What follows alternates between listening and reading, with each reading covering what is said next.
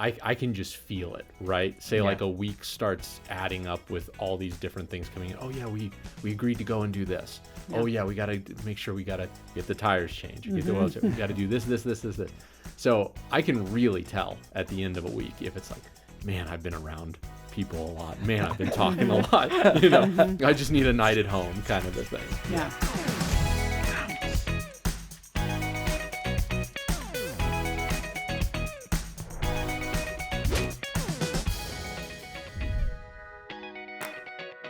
Well, hey, everyone. Welcome to this week's episode of The Boundless Show. This is Lisa Anderson here with you. And I do want to thank you for all of the amazing birthday wishes. Thank you so much for being part of my special day as I celebrated year 27. And no, I just feel like I'm just going to keep saying that and let people guess where I am squarely in my 20s, y'all.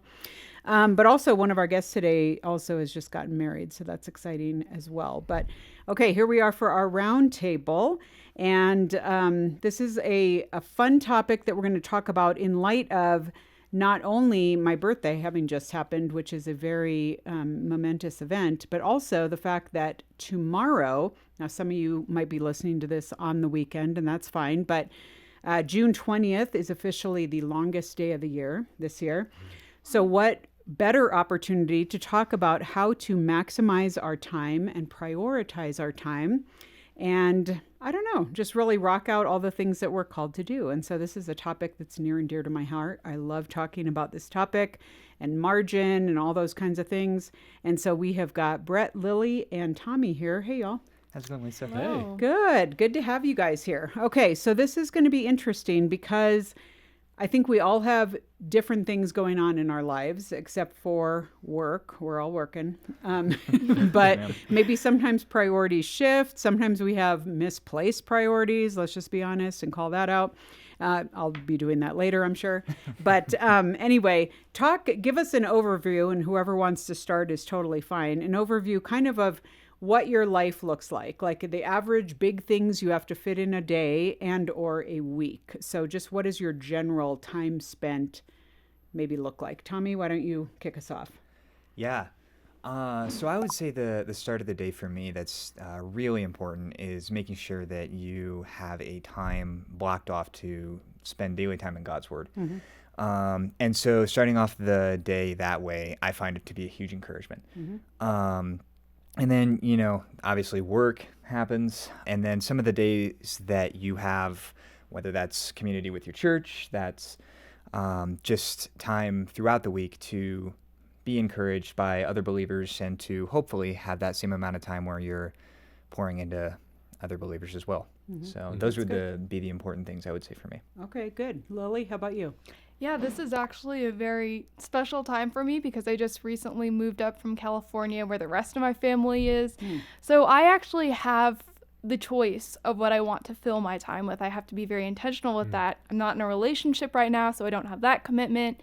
I don't have commitment to other family members who are living in another state. Mm-hmm. So I've really been finding that I'm kind of discovering what I want to fill my time with, which right now looks like a lot of church activities or church-related activities, which also really helps kind of reinforce what I'm learning on Sunday throughout the week, just with community, spending time with other people and, Christians. So work, of course, from day to day, and outside of that, spending time with other people, getting to know them more. Okay, good. Yeah. Bret. So I would say it's a little similar in some ways, right? We got work, as you mentioned, spending time in God's Word, prayer, getting connected in with just church activities, different things that come up through that. I'm married, so time with my wife, very, very important. We don't have kids, but we do have a dog, and he has his own routine that he keeps us, very rigidly adhered to. Okay. So there's some of that as well. And then just other activities with friends or just the community. Pickleball is a big one that nice. I'm into right now. So, yeah. Okay. Yeah, as I'm thinking it through this, I'm going to throw in a few other things here that at some point we have to fit in or whatever. But for me, I would say I'm in a good rhythm first thing in the morning of doing my Bible reading because I'm reading through the Bible in a year. And so that's just a great systematic way for me to fit that in. Though I will say no shame, y'all. I didn't used to be a morning Bible person necessarily. I was an evening person because I had for years the guilt and shame around if I'm not up at 5 a.m. and reading God's word, am I even a believer? And so I've had to kind of shed some of that. But work takes up a big chunk of my day, as well as trying to fit in a workout, which if I don't do it during the workday, it may not happen. And so there is that. And then I don't know about y'all, but I have all these life things that I seem to just have encroaching on my life. Like just today for lunch, could I go do lunch? No, I had to go get 4 new tires on my car. Had an appointment for that. Fun. So both time and money being sucked up there. So I think that's where stuff gets me, is when all of a sudden it's like, why do I have a to-do list that I knock things off of and things just keep getting added to it? This whole business of adulting, I have not even squared away yet, despite the fact that I'm no longer a young adult. So let's talk a little bit about what would be those things that you feel like, man, you just can't seem to get into the priority list, or they sneak up on you, or they're things that you're like, maybe there are some things in your schedule. And again, you can go from week to month at this point. We don't have to just talk about your average day. But are there any things that you feel like, if I could get rid of this out of my schedule, maybe I would, or just things that have kind of encroached that you're like, this is maybe not the best, most, vibrant, useful use of my time, but what should I be doing with that? Does anyone have anything to offer there? Yeah, I would just say that like there are things that it feels like, things that I want to have consistently incorporated into, my day-to-day, week-to-week, whether that's, I love to write, right? So blocking out time to do some of that, right? Or like I said, going out with some people and playing pickleball, different things like that. But when you mentioned earlier, there's things from life that just kind of crash into your normal schedule. Yeah. And those are the things that I kind of find, okay, these are the ones that I have to adjust and are available to me to adjust, where there are some other things prioritizing in life that it's like, okay, I can't drop this ball. Yeah. But I might have to set these aside. But I do feel myself feeling a little like stressed when a lot of that other stuff from life is coming in, and that kind of knocks out some of the things that I want to do that I feel like I should be doing. Yeah, good point. One of the things that I find challenging is planning ahead. And there are so many things that last minute I realize, it would be really fun to do this with a group of people, but I haven't planned ahead, and not everyone is as available as I am on certain days.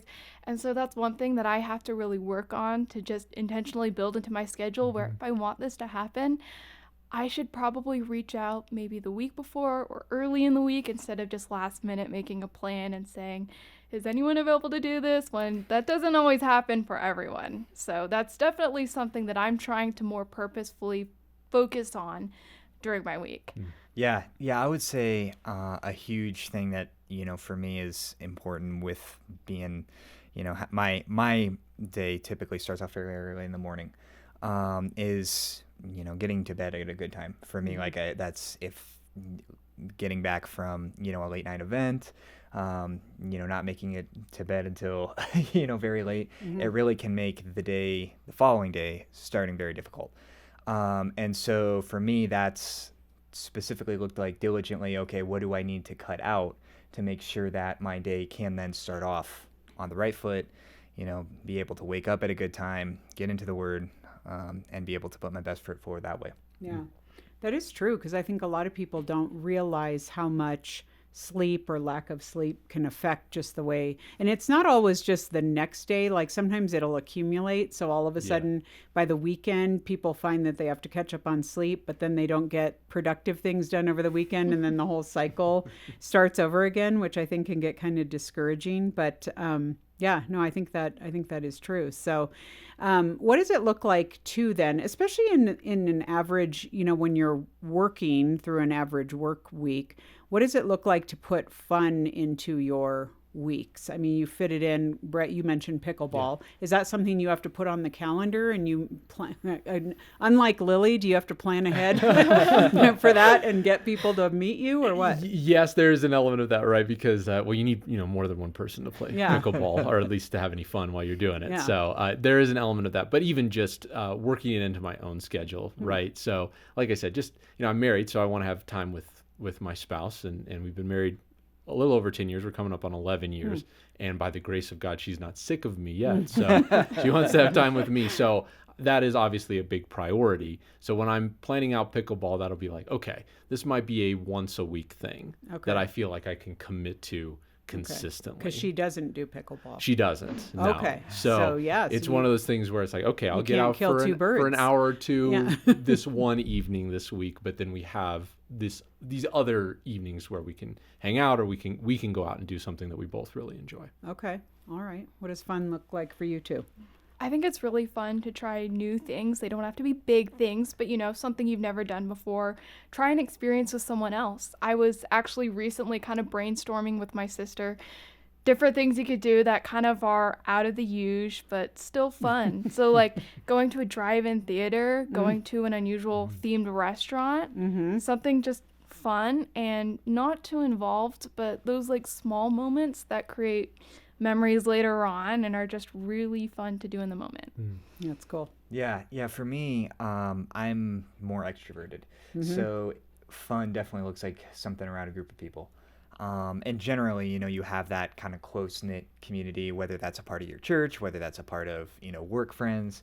And so those people that it's like, I have similar interests as them. I, can connect well. Maybe they, like watching the draft, get to get to talking about that, right? Get to talk about sports, or nerding out over D&D, whatever that might look like. So I think a lot of those, just community involved, whether whoever you have to turn to for that, that's for me a huge way that I get energy from and enjoy that. I'll just say because I lean the opposite way. I lean introverted too. Okay. So that's another piece for me where I can just feel it, right? Say like a week starts adding up with all these different things coming in. Oh yeah, we agreed to go and do this. Yeah. Oh yeah, we got to make sure we got to get the tires changed. Get the oil changed. We got to do this.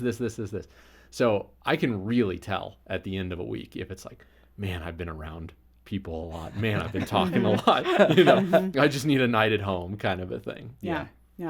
It's so funny because I'm like thinking to myself how many things get pushed out of my schedule because of like, I think sometimes I'm just trying to do too many things.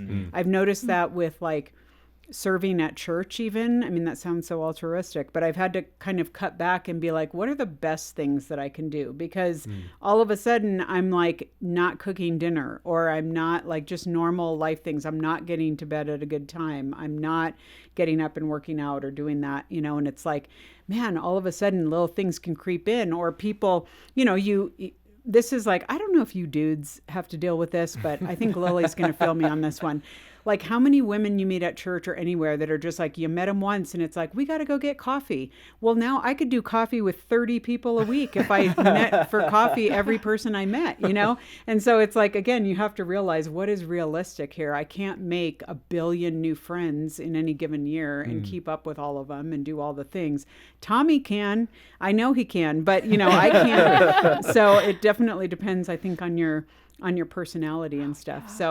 So let's talk a little bit about how this looks practically. So what do you guys have, like a system that you have to work through? I mean, do you have a calendar in your head of how your day looks, your week looks? Do you have to rely on your wife to be like, you can't do pickleball 4 days a week? Okay, whatever. I mean, I'm just going to say, for me, I have a planner. I have to put stuff in a planner. And, I remember reading one of, Bret, your comment made me think of this, one of Lisa Turkhurst's books where she talked about in order to get her writing done, she puts it in her planner and she has to block off that time as though it's an appointment because otherwise something else will encroach on that. And she could say, oh, I want to write another book, but unless it's in the planner, it's not going to happen because something else will come up. So how do you guys prioritize your time so you can do all the things you have to do, but also fit in a couple things that you'd like to do?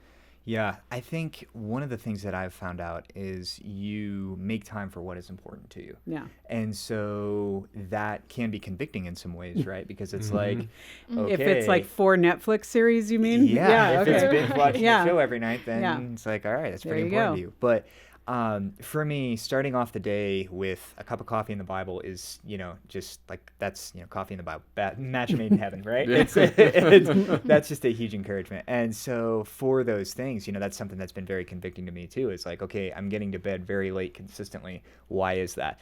And so it's like, okay, you have this night of the week where you're serving with your church. Okay, that's probably good. Okay, you have this night of the week where you're out very late doing things that, it's just like whether that's shooting the breeze with some people, just like, okay, it's like we've been going out to eat for, like a couple nights of the week back to back. Then it's like, okay, then, maybe and your day can't start off right that way because you're getting to bed late. So that's, I think, a thing that I've really, found, and it's been convicting as well, is like, what is really important to me and what am I prioritizing? Because that's where the majority of my time is inevitably going to go. Yeah, good. I kind of just have a mental planner. I don't actually write it down, but I have it somewhere in my head. This is what I want to spend my time towards at least sometime this week. And kind of like what you mentioned earlier about just making space to rest, I find that actually helps me to be a better version of myself when I actually want to do the things like spend time with other people or serve other people. I also need those times where it's almost just like me time, and it's not selfish time necessarily, but it's just time to read the word or read a book. Or like a week or two ago on a Saturday, I just had a really slow morning where I made breakfast, sat in the hammock, played music, and I had nothing going on. But something that I've learned that I think is really important to remember is sometimes doing nothing is doing something. It's not like you're necessarily being lazy, even though we call it that. It can actually serve its own purpose. And so having times throughout the week where I can rest and have an evening at home, or just, doing things that don't necessarily involve other people, can just really help me when I actually need to do those, when I have those times to be with other people. Sure. Yeah. I mean, I hear that because it gives you the opportunity to recharge, so you can be better in all those other things too. So I think I'm a bit of a mix between you, Lisa, and you, Lily, just in terms of I push back against like the planner regimen, like if I like wrote everything out. But at one point I did actually sit down and write out kind of my day in blocks, and just to be like, what am I doing at this time? What am I doing at this time? What am I doing at this time? And that helped me to kind of visualize, okay, what am I spending my time on? What can I slot in? What can I slot out? Kind of a deal. And then with that in mind, that's helped me kind of put it in my head so I can be like, okay, tonight I'm going to have 2 hours, an hour to write, whatever it is, whatever that looks like. Another night, maybe a night where I play pickleball, it's like, okay, when I come home, I'm not going to put the pressure on myself to write or do these other things because I haven't been able to spend time with my spouse. So that's what I'm going to prioritize when I get home, kind of a thing. Or even I'm driving to work, I could cut out listening to a podcast or music and instead just try to take that time for prayer instead, because it's just 15, 20 minutes on the road. Yeah. I can carve out that time. Okay. Yeah. Good. Right. And I think having a few consistent activities really helps with those priorities as well, so that you're not always guessing what you're going to do from one week to the next. You just kind of have some certain things that are always going to happen on a certain day, like church or reading your Bible every evening. You have those times, so you don't have to keep guessing, how much time am I going to spend on this, if you really want it to be a priority. Okay. So what are the things in your life that need to be prioritized but are always getting knocked off the list? And then you are getting bit in the proverbial backside because it comes up, like, again, had I not gotten my tires done at some point, I would have blown one because 2 different guys told me your tires need to be changed. You have virtually no tread yet, whatever. Okay. So what are those things, like just the kind of life things or things that are just like, literally that has to be done, and you're always putting it off. Yeah, I mean, I would say for me, that really is kind of, it ties into with, reading the Bible, and memorizing scripture is a big thing as well. And I've seen that come into play really as you're getting involved with your church, and say that's in the youth group, right? Where it's like encouraging these kids to actively take this stuff seriously. And so it's like, okay, come back with, this passage memorized. And it's like, well, you're not doing that as my small group leader. So how important is that really, right? Yeah. And so that's kind of That's why you just have to stop volunteering there. I mean, you just go, that's too hard. I can't do it. Okay, no, I'm just teasing. No, that's good. But just, like being able to do what you can do, if that's, one verse a month, or if that's, whatever that looks like. And so then that's, diligently, making sure you're equipped and you're saturated with the word, and how that, genuinely shapes and changes your life and makes you more into the image of Christ. And so I think that's something that I've really found. You go through seasons, right, where it's like a spiritually dry season. It's just really challenging to actively get into the word and actively, pour into other people in that way. And in those seasons, you find yourself maybe being poured into more. But I would say that's something that, as just is continually for me important, and, something that I've definitely struggled to maintain throughout my life. Interesting. Yeah. Yeah, I mean, I guess this is confession time, right? So It is, Bret. It can be a lot of Mostly things. about you. Yeah, Okay, yeah. Well, it can be a lot of things, like Tommy brought up. It can be reading the Bible. It can be prayer. For me, again, like I said, it's important to me to write or have like a creative outlet. Like I definitely feel it if I haven't been doing that, like feel bad about myself in that way. Like, oh, you should be doing this, right? And that is something I want to be consistent with. You mentioned like exercising, working out. That can be something that gets super easily knocked off the schedule when you're like, oh, I think I need that time back. So I'm not going to. I think the big thing for me has just been realizing, hey, consistency is key, even if you can only give a little bit of time, because life is encroaching, it's coming in, it's kind of constricting your schedule a little bit. Even if you can get in the Bible just for a little bit of time, of memorizing a verse, even if I can just write for 15 minutes, even if you can just exercise for a little bit, right? I think it's that consistency piece that in my own life I've seen, that's what I've seen pay dividends, because it's not that I'm then trying to force it of, oh, cool, I've got a Saturday and I feel like I have to do whatever the thing is that I've been lacking in. I feel like I've just got to put a ton of time into that. But that's not really as effective as, well, if I'm just doing that in the consistent spaces in between every day or most days. Good point. Yeah. I think for me, and I really don't want to admit it, but it's true, is I need to work more exercise into my daily routine. And I think it's one of those things where community You walk would around really the help. office though, Lily. I Yeah, see. you know, Good I go start, up good to the start. third floor, so I just need to take the stairs a little bit more often than sometimes I That's a do, start, right? yep. But I think in instances like this, sometimes it's helpful having community or accountability, something like that. That's still something I need to get together. But yeah, just having kind of a support system for that, and also being intentional and consistent. I think part of it too is I've had spurts of like doing something for a week or so, but I haven't really built that into a habit. I believe it takes like around a month or a little bit over that to really develop a habit. And so just regularly taking time to do that is key as well. And sometimes having the little extra support is also very helpful. Yeah, that's good. And that is a good point, Lily, that you make about the way to kill 2 or 3 birds with one stone is to try to group a number of your things together. So you want to hang out with a friend, maybe you guys can work out together. And so you get both of that, that in, and then you have your accountability, or you're doing, you need to read a book, or you want to read a book, but you also just need alone time. So just go off somewhere by yourself and make that happen, and all those kinds of things. So yeah, I mean, I feel like mine is just, it's generally going to be life stuff. It's going to be me not cooking or not planning meals. It's going to be me, if it's not happening at work, I'm not going to work out if I don't do it during my lunch hour or with a friend on the weekend or after work or something. And then just all the random life stuff that I have. I'm like, am I the only person in the world who's just trying to sell some junk on like Marketplace? I'm just like, why is it like I need to do these listings and get rid of this stuff? And maybe some of that I just need to cut loose and just be done, okay? And not make it, but I'm so like aspirational of like, no, I'm sure I could get like $1 million for this if I put it on Marketplace. Yeah, whatever. Okay.